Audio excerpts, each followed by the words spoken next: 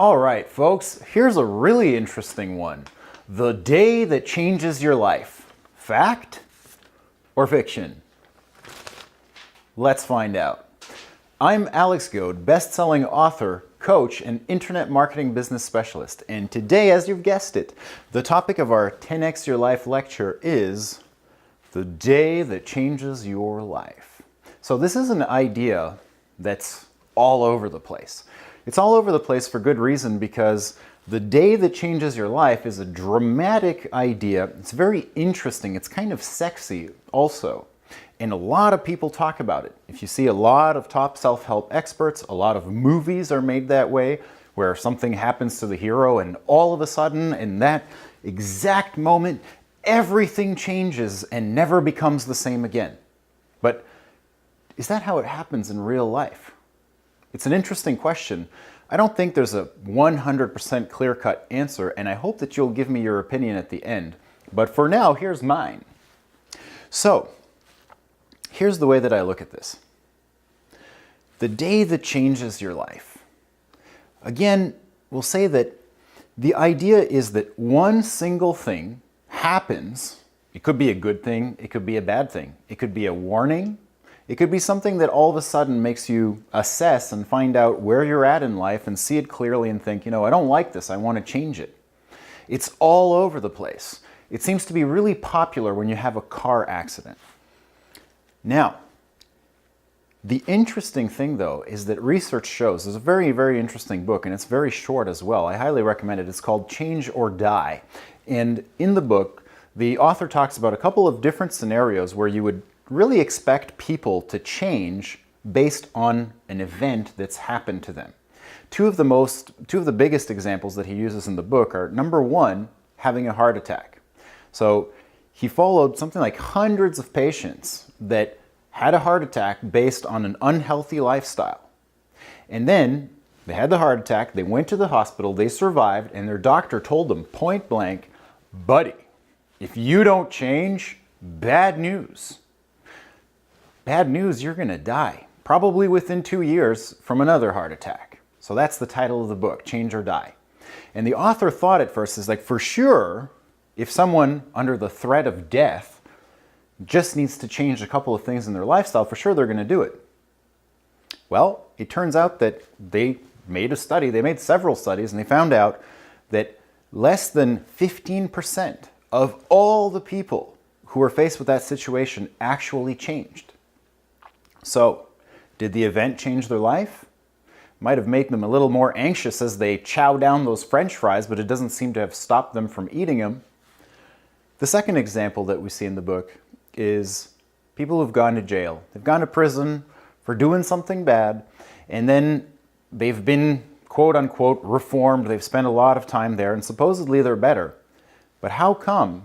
How is it that as soon as they're out of jail, they kind of reconnect with the criminal element within themselves, and they end up back in jail, often for a longer sentence, often within just a couple of months?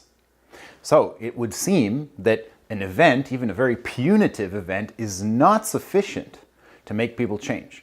Of course, there's the 15%, but I would rather put my odds on the 85%. So let's talk about why this idea is so darn interesting and so darn compelling.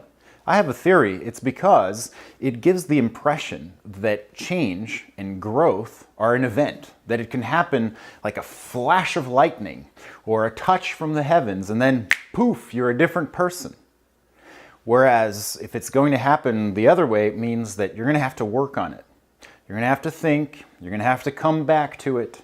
You're going to have to look at yourself honestly, you're going to have to look at your actions, and you're going to have to invest in the new you that you want to get, and it's not going to happen in the snap of a fingers. So, here's how it does happen though. And here's where the event really does make a very big difference. So, I think the other reason probably why it's such a compelling idea is because we've all had those kind of events in our lives. Maybe we haven't had a heart attack, but sometimes it happens just watching a movie, watching a TV series. You see a hero go through so much hardship and put out so much courage that it inspires you. It tickles something inside of you that says, I want to do better in my own life. No matter what it is, in your relationships, maybe you want to change your health, maybe you want to start a business, probably you've got a great idea inside of yourself and you'd like to share it with the world. And most probably you know that you could be so much more, and yet you take very little to in fact no action on a daily basis to get there. Well, if you're looking for an event to come in and change that, you can have that event right now if you choose, because that's really how it works more than anything else. What does the event do? What is the day that changes your life? Well, it acts as a trigger, and it triggers a state of being. And it triggers a state of being that is actually extraordinarily empowering, and it allows you to do a whole bunch of stuff that we don't usually do. Because here's the way that I kind of imagine it. We become dull to our own life. We become so accustomed to what we're doing. We become accustomed to waking up at the same time, having the same thoughts, having the same habits, the same behavior patterns, driving to work in the same exact way, talking about the same things with the same people, and eventually our life kind of becomes like a bunch of televisions playing in the background in a sports bar while you're having another conversation. You don't even notice it going on. You don't even notice, basically, the time passing. You don't notice the inflection points, the decisions that you make or the decisions that you don't make, and the consequences that either appear or don't appear based on those decisions. So all of a sudden you have an event, and what happens? It triggers the state of being. It triggers a state of being that I'm going to call the peak state. And from this peak state, that's where all of a sudden we're kind of like sucked out of our life, and we're over it, and we look at it and we can finally see it clearly. And from that perspective, that's where all of the magic happens. So there's a system for doing this. It's actually quite simple. All right, so let's talk about the first point of the state of being in a peak state. The number one thing is awareness. So a trigger happens. It doesn't have to be an event. You can trigger it yourself, but something happens that all of a sudden makes you aware. So suddenly you see that which you were not seeing. It's not that it wasn't there before, it's that you just weren't looking at it, or you weren't paying attention, or it was kind of like something going on in the background and you didn't even know it was there. Well, all of a sudden you fix your eyes on it and bam, there it is. Now you see it clearly and you go, okay, I see you. The second thing is truth. So when we get into a peak state, we're much more tolerant of truth. A lot of the times, as I was just saying, we're kind of hypnotized into being ourselves. We're dull to the world, and we're also dull to the places where we're lying to ourselves, we're kidding ourselves, where we're not showing up and we're not really willing to recognize it. Well, all of a sudden, what's different from being in a peak state is that as soon as you're in a peak state, you go, I'm aware of what's happening, and I see myself, and I'm willing to accept that what I'm doing is less than what I need to be doing. And so this magical truth that just keeps coming up really creates or continues this cycle that allows action to be taken and things to change, growth to happen, massive growth, if that's what you're looking for. All right, moving on to number 3. So number 3 is clarity. So we already started here with the first two, truth and awareness, but now in a peak state we get clarity. So finally we're willing to assess the situation as it is. We're willing to see ourselves and our role in that situation as we truly are, as we're showing up, and it provides this clarity that all of a sudden much of the confusion that was there is gone. It becomes easier to make a decision. It becomes easier to change or to leave aside something that you've been doing your whole life, and then all of a sudden you say, you know what? I've been doing things that way, but now I'm going to do things this way because it's going to be better for me. And that comes from a point of superior clarity. And finally, the last thing that you'll get from a peak state, and you'll get more out of it, but in terms of growth and change, the last thing that you're going to get is an action bias. Action bias. What does it mean? It means that normally speaking, when we approach these kind of big ideas, these big desires in our life, or this kind of urge that we have to do things differently, to be better than ourselves, well, it stays there in a kind of slow and sluggish part of our mind, and it never really enters our full consciousness, our doing consciousness. And all of a sudden, when you're in a peak state, you can imagine yourself doing things that you've never done before. You can imagine yourself asking that girl out on the hot date. You can imagine yourself asking for the promotion. You can imagine yourself writing a book. You can imagine yourself putting your best material out there, turning on a camera and shooting it and publishing it on YouTube and letting everyone, your friends and your family, look at it and judge for themselves the quality of your ideas. That might seem impossible in other times, but all of a sudden when you're in a peak state, it doesn't. Okay, so the event creates this peak state that all of a sudden gives you the awareness, makes you truthful towards yourself, makes things clear, and makes it possible for you to act. So that's what the event does. That's what the trigger does. But let me tell you right now, it's not enough. It's not even close to being enough. Because as we've seen from statistics, this happens to everybody, and yet most people do nothing about it. Here's how you do something about it. Okay, so first of all, we've talked about this enough, and I'm not going to go on. The first step is kind of to get into a peak state. And there are triggers for this. This is something that you can create. It doesn't have to happen to you. You know, a lot of the times, why is it, for example, that when someone has a car accident or a heart attack or something like that, that they suddenly get into a peak state and they think about all of these things? Well, it's because they suddenly become aware of, you know, hey, I'm not going to last forever. I don't have that much time to change myself and to start living the life that I want to live. But you can do that on a daily basis. You can connect with that part of you that's not delusional about the fact that you have all the time in the world to become the person that you want to be. In fact, you can kind of train yourself to make the best use out of every minute. You can train yourself to confront or familiarize yourself with your own mortality and the mortality of people that you love. You can use all sorts of strategies to kind of seize yourself out of the dull and hazy ether of slow days and unconscious living. And if you do that every day, then you start to live in a peak state. So we need to start from a peak state. The next thing is you need to make a decision. And the decisions that you make in a peak state, it's actually easier to make decisions because we just saw we have an action bias. We're doing things based on truth. We're finally aware and we're really clear. So here it's much more likely that we're able and willing to make a good decision. But making a decision is still not enough, because the real truth is that only people who have incredible self-knowledge and are incredibly accomplished are able to make high-level decisions with the snap of a finger and then see them through to the end. Most of the time, and most of us just don't have the self-knowledge and don't have the experience of doing big things that allows us to just, with our mind, suddenly snap something into place. It's not enough.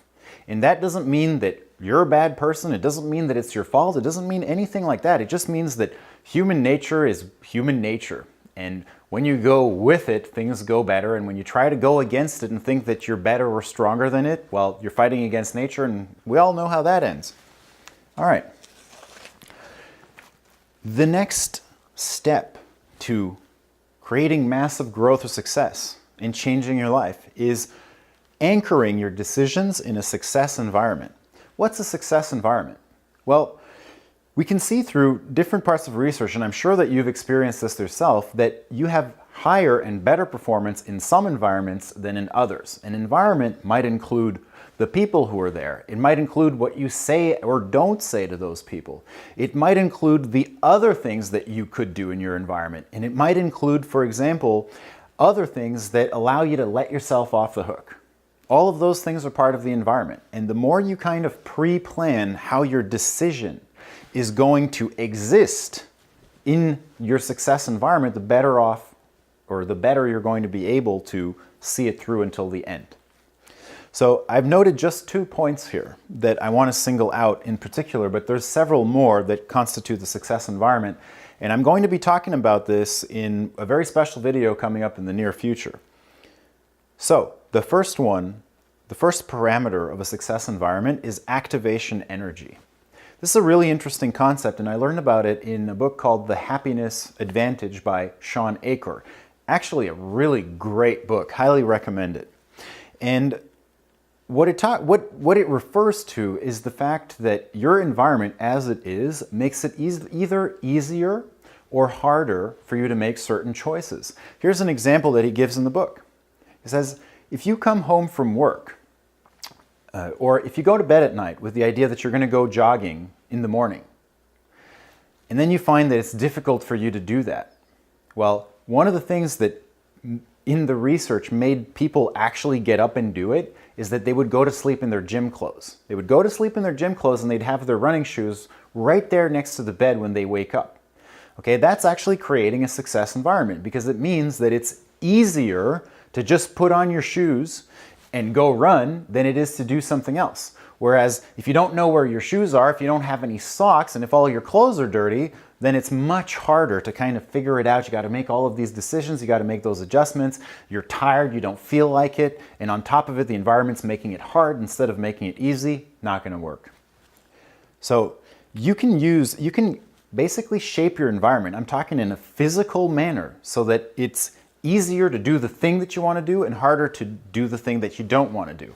A really simple example is if you don't want to eat junk food, well, don't have junk food in your fridge and don't have junk food in your cupboard. You know, it's a foregone certainty that when it gets to the late night snack time and you're in kind of snack panic mode, you're going to eat that stuff if it's there. If it's not there, it makes it a lot more difficult. It's the difference between having to put on a coat, drive to the store and buy it, rather than just reaching your hand into the closet and emptying that bag of Cheetos. Activation energy. The second factor I'm going to tell you about before we move on in the success environment is outsourcing accountability. So this is incredibly, supremely important because another one of the facts of human nature that seem to be true for the vast, vast majority of us is that it is a lot easier for us to be accountable to others than to our own self. So one of the things that creates a success environment is how are you making it so that you kind of have an obligation from the outside, or at least some pressure to follow through on what you said you were going to do. There's always ways to do this. You can commit to someone, you can commit publicly, you can hire a coach, and any one of those things makes it harder for you to just cop out. When the only thing holding you accountable is yourself, it's incredibly easy to just say, oh, I'll do it tomorrow, I'll do it the day after that. I did half, that's good enough. What's good enough for ourselves is often not good enough for other people, and we can use this as a tool to kind of draw us forward and force us to take those final steps and get over that finish line so that we can say, you see, I did it. And finally, the last thing is to assess. So we like to think that things happen by magic, that we have a triggering event, we make a decision, and then we kind of plan how that decision's going to influence our activities on a daily basis. But then we fail to realize and we fail to connect with the sufficient truth of the fact that it's going to be probably harder than you think. It's going to be harder than you think, and this is kind of the idea of, you hear a piece of music once and then you think you can play it by ear perfectly and you practice what you think is the song and then you listen to the song again and you go like, I didn't get that quite right. It's very, very simple. We need to assess, we need to measure, we need to look at things objectively so that we can really see like, here's the standard that I'm setting for myself and here's what I'm doing, or here's what I'm doing. But the more you're willing to have a look at that, not in the beginning, but at some point in the middle of the process, and as often as necessary. That's how you create a new habit. All right, so now you get to this point here and you assess, how's the change or the growth that I'm trying to get in my life, how's that going for me? Am I there? Am I not quite there? Do I still have a lot of work to put in? And depending on the size of the change, things are harder or easier. I think it's pretty obvious. But if you're doing something that's relatively hard or that's new for you, or you're not used to using a system to create change in your life, then when you get to this point, you assess and you see that you're actually kind of still on the old habit. You're on the old way of doing things. If you don't force yourself and catch yourself, you would very, very quickly fall back to the entirely old way of doing things. So when you do the assessment, you can have one of two answers. You can have the answer that you're still on the old habit, or you can have the answer that you're on the new habit. You examine your behavior, you examine the result of your behavior, and you go like, yeah, 100%, or close to 100%. And that means that from that moment on, that change is locked into your life. It's yours, you own it, congratulations. But if you don't, and even if you're at like 8.5 out of 10, it's not enough, because old habits tend to have a lot of gravity and they come back if you're not careful. So what do you do if you've gone through this process and you're still not quite there? Well, you do it again. It's really that simple. So you assess, and it's a good time to do it is right when you assess, because when you assess and you look at it, if you're objective, if you're truthful, and if you do it from a peak state, it's actually going to reinforce the peak state, because it's going to go, okay, I decided that I'm going to eat well. I decided I'm going to work out because I want to be healthy, not sick, and I want to make sure that I'm going to be around for my grandkids or whatever it may be. And so the second that you realize that, hey, you're not quite doing it, you're still subjecting yourself to a high possibility of bad events taking place, that's kind of like a little bell that goes off and that triggers or helps reinforce the peak state. The peak state in which you made the decision, but now it's time to reaffirm the decision. You know, examine it from different sides, reconnect with the meaning of it. And then look at your success environment and see, have you allowed things to slip in there that don't belong? Are there things that, now that you've gone through the cycle, are there things in your environment that are counterproductive rather than helping you get what you want? If that's the case, fix it. And finally, assess again. And then you can just keep going again and again. And depending on the size of the change that you're trying to make, you may have to go through this cycle more than once. But you're going to learn to love this cycle, because the way that you change one thing is the way that you change anything that you want to change. So this is the process for doing that. So what's the takeaway? Well, I have two of them. First of all, the first takeaway is that the event that changes your life doesn't have to happen to you. You can create it. You can trigger it yourself. And the second takeaway is that change and growth are not an event, but a process. And if you approach it as a process, then you approach it in a realistic manner, and your chances of success go dramatically through the roof. So hey, I'd really love to hear your opinion about this. What do you think? Is it fact or fiction that there's a day that changes your life? Let me know in the comments below. And if you will, give me a little share or some love on social media. I'd totally appreciate that. Finally, I want to invite you to enter your name or email in the box below or on my website so that I can send you some more great content. I've got tons more like this coming your way. Tips, strategies, secrets to dramatically improve your life and accelerate the pace of the improvement. That's why this program is called 10X Your Life. So hey, I'm Alex Goad. It's been an honor and a pleasure. Thanks for watching this. And remember, today counts, so behave yourself accordingly.